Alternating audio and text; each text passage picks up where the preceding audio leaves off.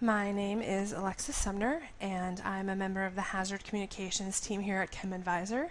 And primarily one of the tasks we have is writing safety data sheets and labeling. Now, many of you are aware that Canada published new regulations last year, and some of the deadlines are coming close. And so you may have some questions about what to do, and hopefully today's webinar will answer some of those questions. So the HPR is the Hazardous Products Regulation, which is the legal text that was published in the Canada Gazette. That is also what we routinely refer to as WHMIS 2015. So those two terms are used interchangeably, and you may hear both of those as we go through our discussion today. The Hazardous Products Regulations also under the jurisdiction of Health Canada, and then here in the United States we have Hazcom 2012, which is under the jurisdiction of OSHA. And although OSHA and Health Canada have worked together to align their regulations, we do know that there are noticeable differences. And one of the biggest questions we get is, can I use my US OSHA GHS safety data sheet and label in Canada? And that is our goal, to kind of answer that question today as we go through the information.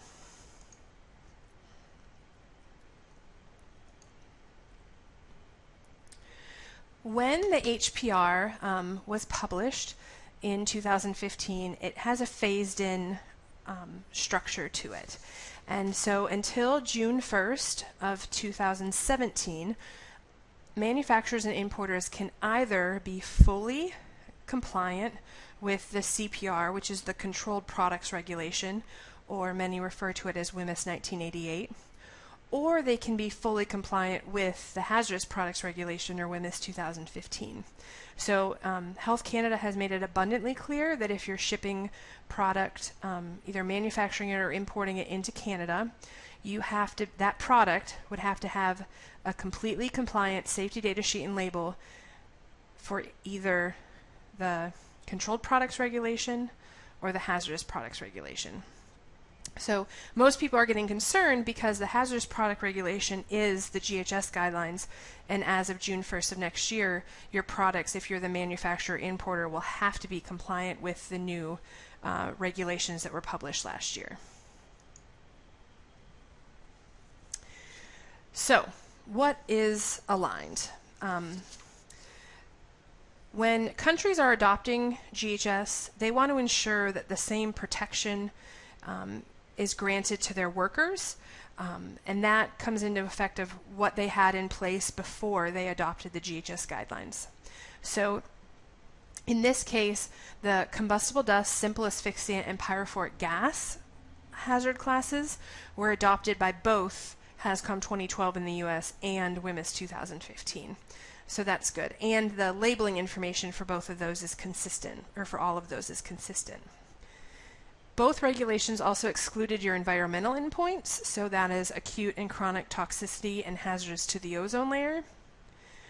Both require a 16-section safety data sheet, but made sections 12 through 15 optional.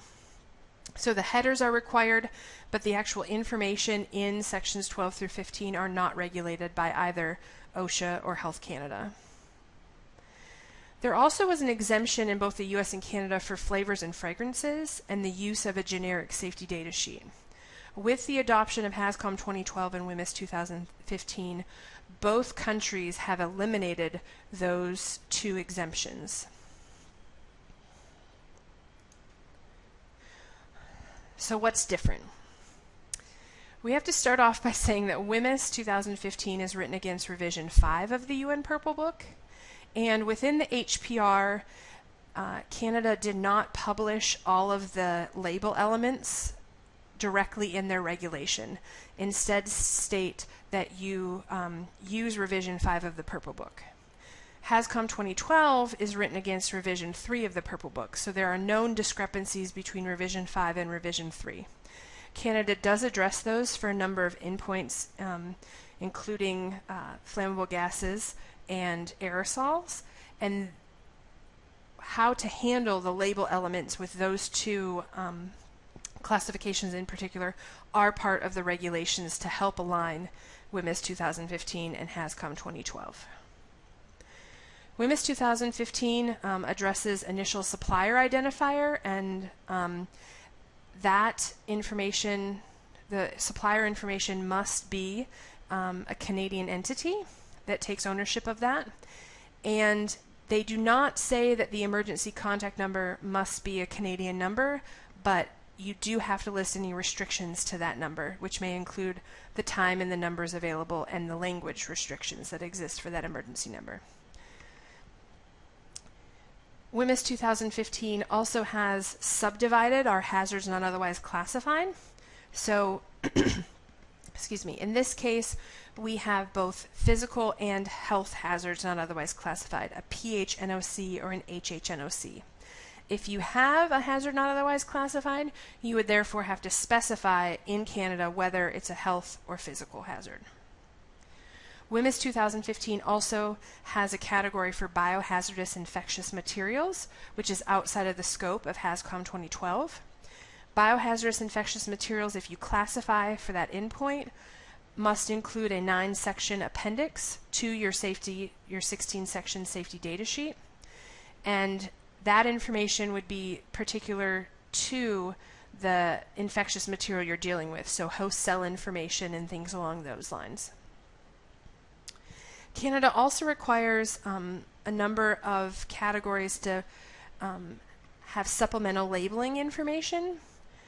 For an example, carcinogenicity category 2. In the US, the label phrase is optional if you're classifying your mixture based on a component less than 1%. So greater than 0.1 to classify, but less than 1%. You would not have to have the labeling statement on there for carcinogenicity. In Canada, though, that labeling statement is optional, or is required. For your PHNOC and your HHNOC, again, those are additional supplemental labeling requirements that have to be listed, where in the United States for hazards not otherwise classified, the labeling phrase is optional. And we also have water-activated toxicant. For a water-activated toxicant, this is a material that upon contact with water releases a toxic gas. And Canada has provided specific phrases depending on the LC50 value of that gas. So, for an example, if the LC50 value of the toxic gas that was released would have a classification of a category 2, you would therefore have the appropriate or mandatory labeling phrase included on your label. In this case, the phrases are: in contact with water releases gases that are fatal if inhaled, and then toxic if inhaled, or harmful if inhaled. A notable difference, I said that combustible dust, the classification category existed in both countries, but the classification requirements for combustible dust in Canada are at the time of sale or importation. So if your material is a combustible dust when it is sold in Canada or imported into Canada, you would have to classify.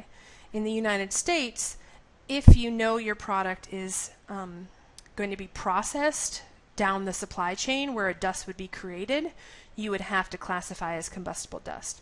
So if you were shipping a solid block material, in Canada, you might not consider that a combustible dust. But in the US, if you know that material is going to be sanded down and dust would be created, you would then have to classify for combustible dust. So the actual classification requirements for combustible dust are slightly different between the United States and Canada. There are additional exemptions listed in the Canadian regulation for small containers and for laboratory samples. So for small containers less than 100 mils, not all the label elements are required. And when you read through the regulation, it would note which ones could be omitted from the label. For even smaller containers, so now we're talking less than 3 mLs, there's a special note that allows for a removable label. So the label would have to be legible and include the information during transportation and shipping, but then the label could be removed during use. So if a label was too big and actually prevented the use of the material, you would be able to remove that. That also takes into account the user that would then be handling the product would then be the person removing the label, and so hazard information would be communicated to that user. For laboratory samples are those that are being shipped for testing, and there's a few additional points that you have to be aware of when you evaluate, am I shipping a laboratory sample? And laboratory samples are exempt from the HPR regulations. So you'd have to go through the definition of a labeling sample, and if you met that criteria, the requirements under the HPR would not be applicable to that product.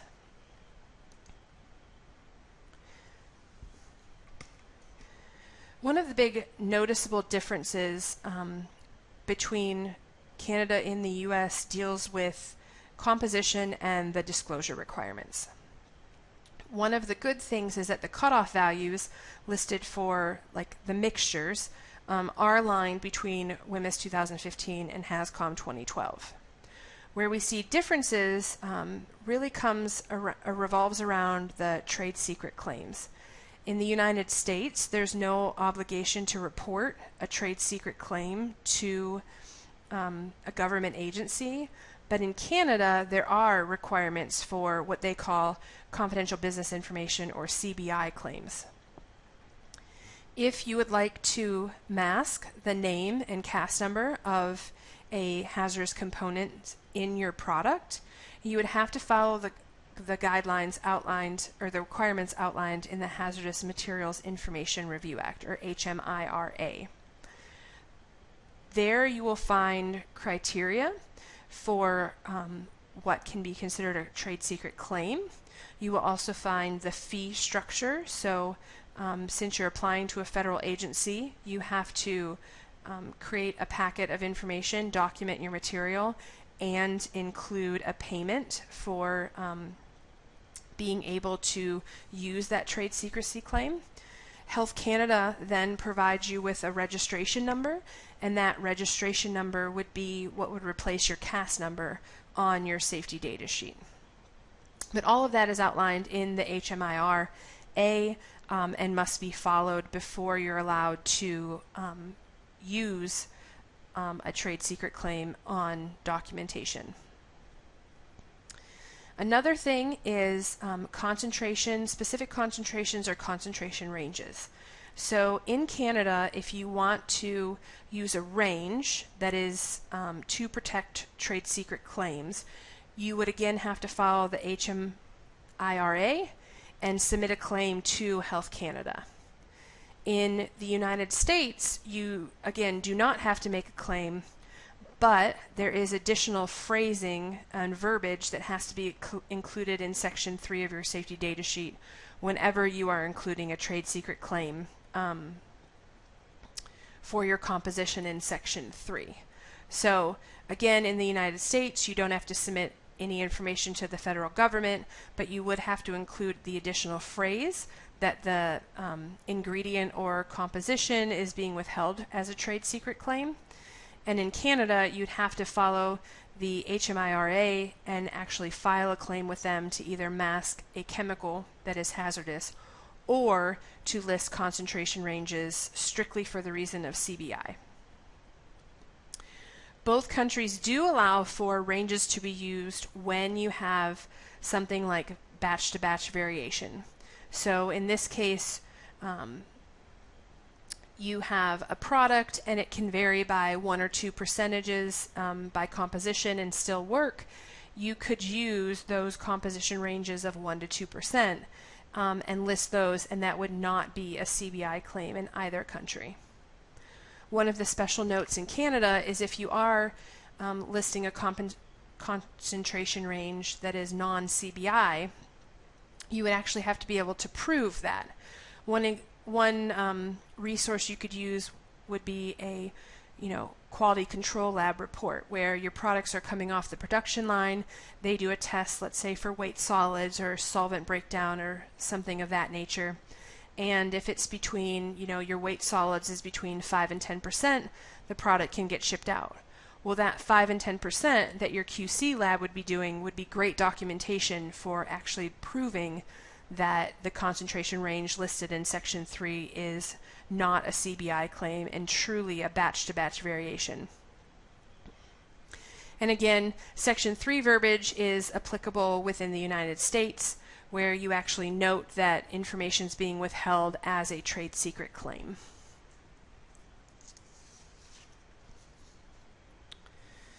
Communication of information.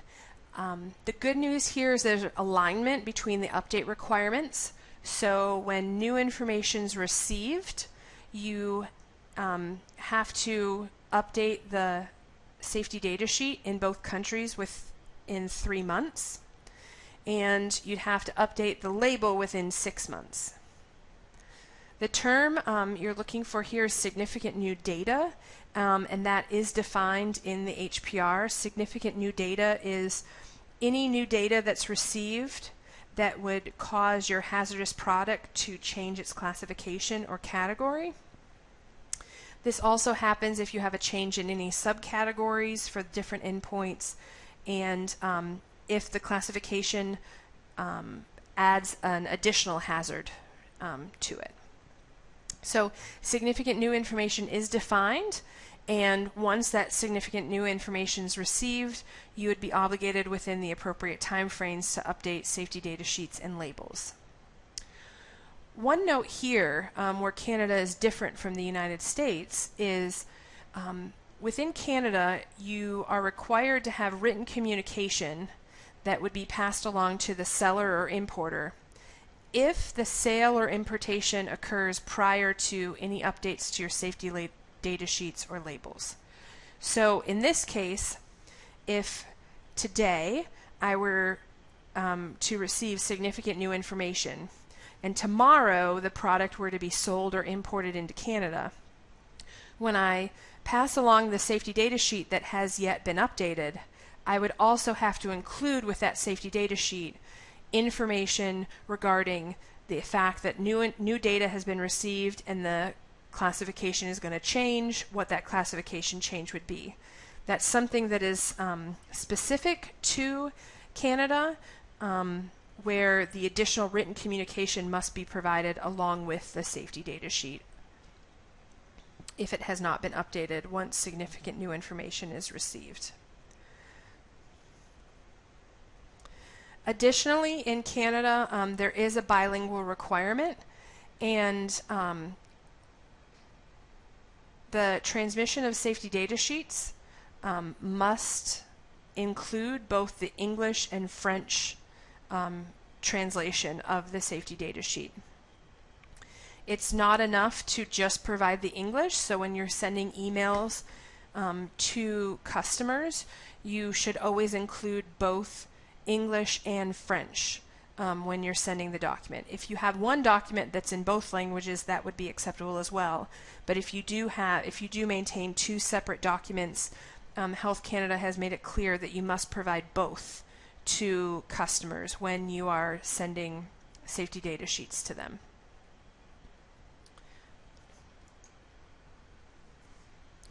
One of the best resources we have available right now from Health Canada is the technical guidance. Phase 1 is currently available, and the link is available on your slide. Phase 2 is set to be published. It was supposed to be fall of 2016, so we're expecting it at any time.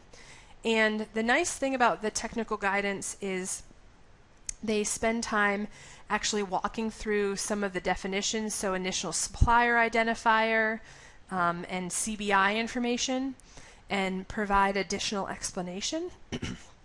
Excuse me. And there also is some information discussing the alignment between WHMIS 2015 and Hazcom 2012.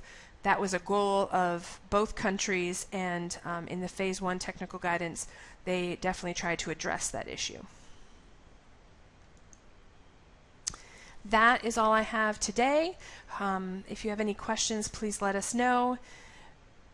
So again, if we go back to the beginning question that we had is, can I use my US GHS OSHA 2012 safety data sheet in Canada? The answer may be yes, assuming you ask yourself all the questions that we just kind of talked about and you have information that's applicable to Canada. Again, noting some of those differences, your label or safety data sheet may be different in the US and Canada, and again, just being aware of those differences and then how you would handle those. So thank you very much, and again, if you have any questions, let us know.